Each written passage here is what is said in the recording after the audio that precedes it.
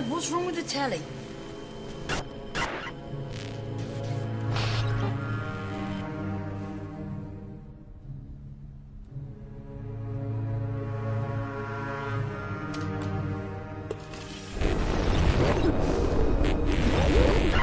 Good evening, London.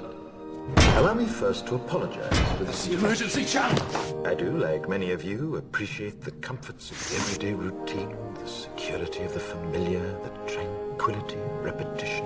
Bloody hell. I enjoy them as much as any bloke. But in the spirit of commemoration, Who's that, Mum? whereby those important events of the past, usually associated with someone's death or the end of some awful bloody struggle, are celebrated with a nice holiday, I thought we could mark this November the 5th, a day that is sadly no longer remembered, by taking some time out of our daily lives to sit down and have a little chat.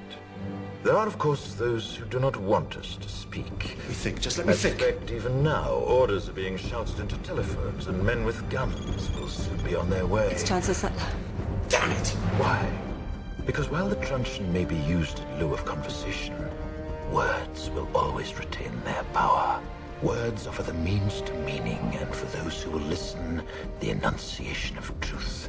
And the truth is, there is something terribly wrong with this country, isn't there? You designed it, sir. You wanted it foolproof. You told me every television in London. Cruelty and injustice, intolerance and oppression. And where once you had the freedom to object, to think and speak as you saw fit, you now have censors and systems of surveillance coercing your conformity and Cameras. soliciting your submission. We need cameras. How did this happen? Who's to blame? Well, certainly there are those who are more responsible than others, and they will be held accountable. But again, truth be told, if you're looking for the guilty, you need only look into a mirror. I know why you did it. I know you were afraid. Who wouldn't be? War, terror, disease.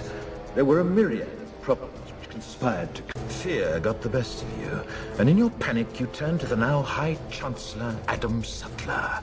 He promised you order, he promised you peace, and all he demanded in return was your silent, obedient consent. Inspector, you're almost through. Last night, I sought to end that silence. Last night, I destroyed the Old Bailey to remind this country of what it has forgotten. More than 400 years ago, a great citizen wished to embed the 5th of November forever in our memory. His hope was to remind the world that fairness, justice, and freedom are more than words. They are perspectives. So if you've seen nothing, if the crimes of this government remain unknown to you, then I would suggest that you allow the 5th of November to pass unmarked.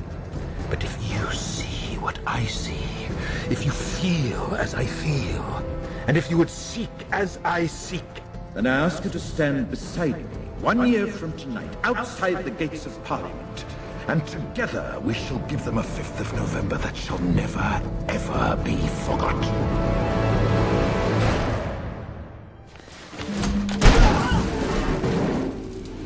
Kerosene fog. He's using our smoke machines. Cover the exits. No one gets out. The rest of you follow me.